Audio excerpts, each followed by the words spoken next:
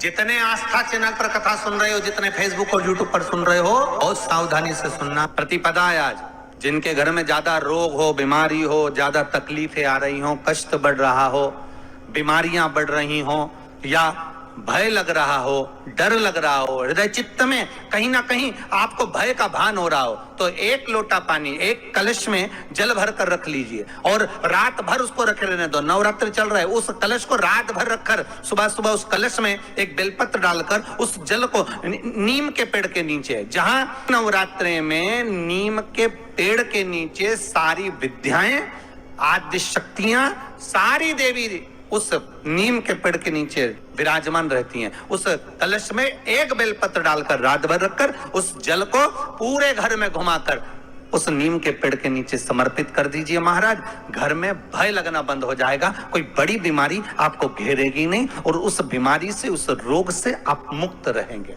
उस बीमारी से, उस रोग से आप मुक्त पाएंगे। पत्रिका खोलते हैं पंडित जी और कह देते हैं कि काल सर्प दोष है। पत्रिका खोलते हैं और कह देते हैं पितृ दोष है। उनसे मेरा निवेदन है, जिसकी पत्रिका में काल सर्प दोष है, पितृ दोष है, यदि काल सर्प दोष है और आप त्र्यंबकेश्वर जाकर पूजन नहीं करा सकते काल सर्प दोष, एक तांबे के कलश में शक्कर भर लो, उस पे चांदी के 2 नाग नागिन रख लो। रविवार के दिन सिर के पास में, जिस घर में सोते हो, पलंग पर सोते हो, उस पलंग के थोड़ी सी दूर पर उस कलश को रख लो। सोमवार को स्नान करो, सुबह जल्दी उठकर दोनों नाग नागिन की पूजन करो। घर में किसी से ज्यादा बात ना करो। स्नान कर कर, पूजन कर कर, थोड़ा सा कटोरी में कच्चा दूध लेकर उस नाग नागिन पर चढ़ाकर, पूजन कर कर, सफेद फूल 2 चढ़ाकर उस कलश को ले जाओ और शंकर जी के शिवलिंग पर ऐसे अर्पण कर दो। कलश वापिस ले आओ, नाग नागिन शक्कर सब चढ़ा दो। वापिस घर पर आओ, घर पर आकर फिर एक बार स्नान करो। कितना भी भारी काल सर्प दोष क्यों ना हो, पितृदोष कैसा भी हो, उसमें आराम लग जाए। हमारे घर के बच्चे गलत संगति में चले जाते हैं, मदिरा पान, मांसाहार, वैश्यावृत्ति, जुआ या दोस्तों की गलत संगति हो रही होती है। बेलपत्री के पेड़ के नीचे पीले कलर की मिट्टी का शिवलिंग बनाया जाता है। उस मिट्टी के शिवलिंग का पूजन करें, श्रंभेश्वर महादेव के नाम से पूजन कर कर उसी पर काली तिल, बेलपत्र, शमी पत्र, सफेद पुष्प और अनाज। अनाज मतलब जैसे भी कोई अनाज के जो दाने होते हैं, चाहे आप गेहूं चढ़ा दें, चाहे आप ज्वार चढ़ा दें, चाहे आप बाजरा चढ़ा दें, ऐसे दाने शिव जी पर चढ़ाए जाते हैं। पूजन करने के बाद उस पूजन को जब विसर्जन करने जाते हैं तो जो अनाज के दाने डाले गए हैं, चढ़ाए गए हैं, वो उठा लिए जाए। वही अनाज के दाने जो व्यक्ति गलत संगति में पड़ा हुआ है, मदिरा पान, मांसाहार, वैश्यावृत्ति, जुआ या व्यसनों में डूबा हुआ है, एक एक दिन में एक एक अनाज का दाना उसको खाने के लिए दिया जाता है। महाराज, आपने 7 दिन के चढ़ाए हैं, 11 दिन के चढ़ाए हैं, 21 दिन के चढ़ाए हैं, 108 दिन के चढ़ाए हैं, वो आपके ऊपर है। जब वो धीरे धीरे उस दाने को खाना चालू करता है तो गलत संगति को छोड़कर श्रेष्ठ संगति की ओर आना प्रारंभ कर देता है। उसको कहते हैं श्रंभेश्वर महादेव। तो बेलपत्र चढ़ाने के कुछ स्थान शिव महापुराण वर्णन करती है। बेलपत्र चढ़ाने का सबसे पहला स्थान है भगवान शंकर के मंदिर में। जब हम पहुंचते हैं तो पहला बेलपत्र, जो शंकर भगवान का जल नीचे गिर रहा है, उसका राइट भाग है, वहां बेलपत्र समर्पित करा जाता है। दूसरा बेलपत्र शंकर भगवान का जो लेफ्ट भाग है कार्तिक है, उस पर बेलपत्र समर्पित करा जाता है। तीसरा बेलपत्र कटी भाग पर, जहां शंकर भगवान का शिवलिंग रखा हुआ है, उस कटी भाग पर गोल जो भाग बना हुआ है, वहां समर्पित किया जाता है। चौथा बेलपत्र शंकर भगवान के मस्तक पर जो जलाधारी रखी है, उस जलाधारी में बेलपत्र समर्पित किया जाता है। पांचवा बेलपत्र शंकर भगवान के शिवलिंग पर समर्पित करा जाता है। छठा बेलपत्र अपने हृदय चित्त को धारण कर कर बेलपत्र को गीला कर कर बीच की पत्ती पर शहद लगाकर भगवान शंकर के शिवलिंग पर लगाया जाता है, अपनी कामना कर कर। और आठवां बेलपत्र श्री नंदी जब आए तो नंदी को समर्पित करा जाता है। और नवा बेलपत्र भगवान शंकर की चौखट पर राइट भाग में समर्पित कर कर अपने घर को जो व्यक्ति चला आता है उसकी मनोकामना शंकर पूर्ण कर देते हैं महाराज। ऐसे नव बेलपत्र से नव निधियां, ऐसे नव बेलपत्र से नव आनंद, नव सुख, नव निधि जीव को प्राप्त हो। मात्र नव बेलपत्र हम जो शंकर को समर्पित करते हैं, भगवान शिव कह रहे हैं आपके पास में नहीं है बेलपत्र तो मेरे शिवलिंग का चढ़ा हुआ बेलपत्र धोकर भी आप समर्पित कर सकते हैं। कल कथा में कहा था। आपको लग रहा हो मैंने 2-3 व्यापार करके देख ली और घाटा ही घाटा हो रहा है, इसमें मुझे तरक्की नहीं मिल रही है, इसमें मुझे उन्नति नहीं मिल रही है, या कर्जा बढ़ रहा है घट नहीं रहा, तब एक प्रयोग जरूर करिएगा। तब बन सके एक धतूरा भगवान शंकर के शिवलिंग के ऊपर रख दीजिए। जब तुम्हें लगे कि मैंने 2-3 व्यापार बदल कर देख लिए, चल नहीं रहे या कर्जा बढ़ रहा है घट नहीं रहा, तब एक धतूरा भगवान शंकर के ऊपर रख दीजिए। धतूरा रखने का एक नियम होता है। धतूरे की जो डंडी होती है, देखिए छोटी सी डंडी होती धतूरे में, वो डंडी धतूरे की आप जहां बैठे हो उससे विपरीत होना चाहिए। धतूरे की डंडी आप इधर बैठे हो तो धतूरे की डंडी उधर हो। अपने को लग रहा है कि व्यापार मैंने बदल लिया, 2 बार 4 बार 6 बार व्यापार बदल के देख लिया और कर्जा बढ़ रहा है पर व्यापार भी नहीं चल रहा। फैक्ट्री डाली वो भी चल बंद हो गई, दुकान डाली वो भी बंद हो गई, कुछ काम करा वो भी बंद हो गया। जहाँ संबंध के लिए जाते हैं संबंध नहीं होता है, बेटा बेटी बड़े हो गए उनका कहीं जम नहीं रहा, बहुत प्रयास करके देख लिया पर हो नहीं रहा, तो धतूरे को रखिए पर डंडी विपरीत दिशा की ओर हो और एक लोटा जल धीरे धीरे उसी धतूरे के ऊपर आप चढ़ाना प्रारंभ कर दीजिए जो शिवलिंग के ऊपर रखा। महाराज हाटकेश्वर महादेव का नाम लेके, कौन से महादेव? जम के बोलो जरा।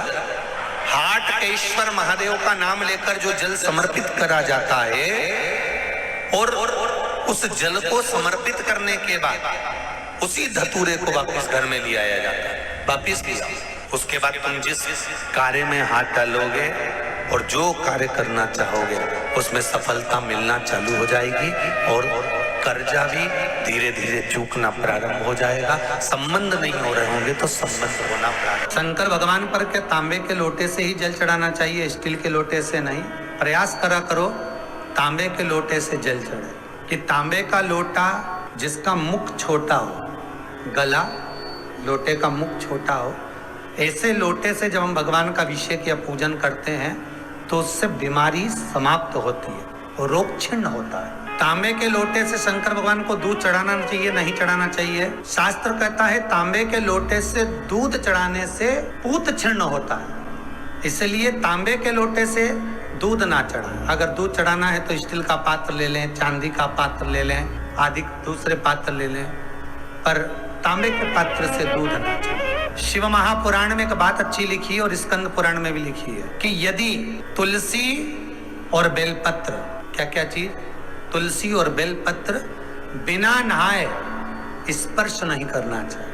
अगर बेलपत्र की पत्तियों को भी तोड़ना है, उतारना है, तुलसी के दल को भी उतारना है तो बिना नहाए ना उतारें। स्नान कर लिया हो तो तुलसी के दल को स्पर्श करें, तुलसी को स्पर्श करें या बेलपत्र को स्पर्श करें। बेलपत्र का भी स्पर्श बिना स्नान के नहीं किया जाता। शिव महापुराण के अनुसार इतना सुंदर कहा है, जिस दिए में बाती लगी हुई है, बाती पूरी जल चुकी है, उसकी राख या उसका काला थोड़ा सा भाग दिए के अंदर रखा है और आपने दूसरी बाती रखकर उसको जला दिया तो वो जलाया गया जो भाग है लक्ष्मी को छीर्ण कर देता। 15 दिन तक व्यापार ठीक नहीं चल सकता।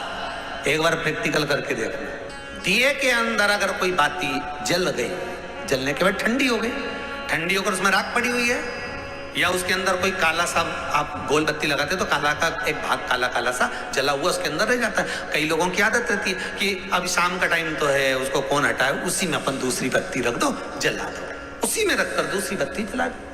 भाग उसी में पड़ा हुआ है पुराना और आपने दूसरी बत्ती अगर रखकर जला दी है, व्यापार होगा, व्यवसाय होगा या फिर घर में रखा हुआ धन होगा, 15 दिन के लिए वो छिन्न होगा, वो जाएगा। पैसा टिकने वाला नहीं 15 दिन तक, चाहे कुछ भी कर लो। कई लोग कहते भी होंगे कि हमारी दुकान तो 8 दिन तो अच्छी चलती, 8 दिन के बाद नया क्या हो जाता है, 15 दिन अच्छी चलती, 15 दिन के बाद नया जाने क्या हो जाता है। तो उसमें गलती ढूंढो कि हम गलती क्या कर रहे हैं। नहीं तो व्यापार तो अच्छा चल रहा है, ग्राहक भी आ रहे हैं, सब कुछ होता है। जब 15 दिन ग्राहक आते हैं तो 15 दिन क्यों नहीं आते, 8 दिन ग्राहक आते हैं तो 8 दिन क्यों नहीं आते। उसके पीछे तुम्हारा कोई कारण होगा। फिर अपनी गलती को ढूंढो कि हमारी गलती क्या हो रही। या तो बहू है, या सास, या घर में रहने वाला कोई व्यक्ति, या घर के बच्चे दिए में दिया रखकर जला देते, मतलब उस बाती को फिर रखकर जला दिया, तो अब उसको तो तुम्हें भोगना है। अब उनको नहीं मालूम कि गलती क्या हो रही, गलती अपन कर रहे हैं। कितना सुंदर संवाद है वहां, बहुत ध्यान दीजिएगा जरा। अग्नि पुराण, स्कंद पुराण, दोनों पुराण में स्मरण करिएगा। कार्तिक खंड स्कंद पुराण का पढ़िए और अग्नि पुराण का भाग पढ़िए। बेलपत्री का पेड़ हो, पीपल का पेड़ हो, बड़ का वृक्ष हो, चाहे आंवले का वृक्ष हो, चाहे घर मंदिर से बाहर जाकर, अर्थात घर से बाहर जाकर, मंदिर से बाहर जाकर खुले में अगर आप कोई दिया जला रहे हो, दीप प्रकट कर रहे हो, तो उसमें इतना घी, इतना तेल मत डालकर जलाना कि दिया ठंडा हो जाए और तेल और घी उसमें पड़ा की पड़ा रह जाए। कई बार आपके साथ में भी हुआ होगा, आप दशा माता की पूजन करने गए हो, या पीपल की पूजन करने गए हो, या वृक्ष की पूजन करने गए, आंवले की पूजन करने गए, बेलपत्री का पूजन करने गए। तुमने तो दिए में घी डाल लिया ज्यादा, बत्ती भी लगा दी तुमने, और इस भाव से लगाई कि जलेगा थोड़ी देर तक, और मालूम पड़े तुम्हारी पूजन हुई, हवा का वेग आया, दिया ठंडा हो गया और उसमें घी पड़ा रह गया, उसमें तेल पड़ा रह गया।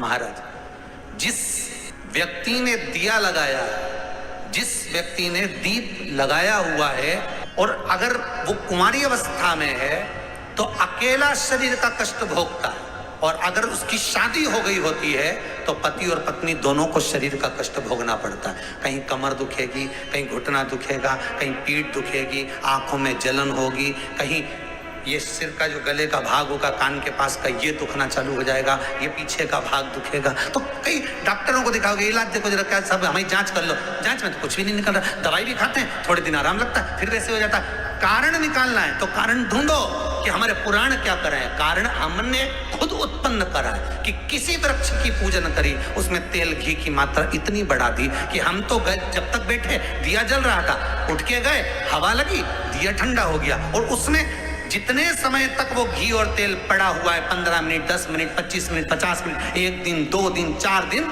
तो वो बार बार पलट पलट कर वो स्वास्थ्य को खराब करेगा ही।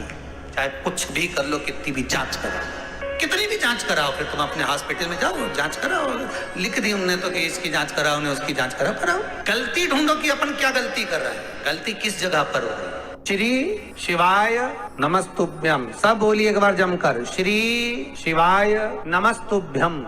प्रैक्टिकल जरूर करना, कहीं सियोर वाला महाराज झूठ तो नहीं बोल रहा। शास्त्रों की बातें हमारे जीवन में हमें सुख प्रदान करें, इसलिए इस भाव का आनंद करते हुए आज की कथा को विराम देते हैं।